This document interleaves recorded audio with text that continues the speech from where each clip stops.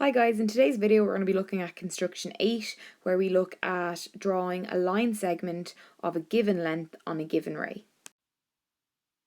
So for construction 8 we're being asked to find a line segment of a given length on a given ray. So basically what that means is we'll be given a line segment. So in this case it's AB and it's 3 centimeters, and we're being asked to place that length on a ray. Okay, so this is a ray where we have a start point but no end point. So this one is very simple and a little bit kind of confusing. It's almost so simple.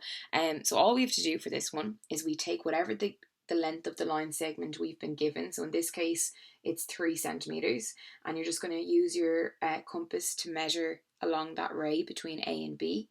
You're then going to place your compass at point X of your ray, and you're going to draw an arc.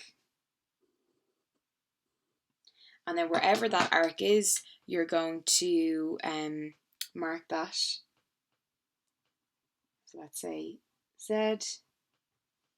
And then if you had a different colour pen, or if you wanted to just mark that down slightly heavier.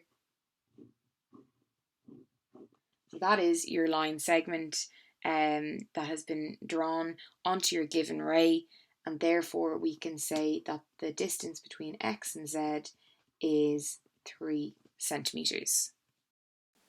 Thanks for watching our video. In our video we went through construction number 8.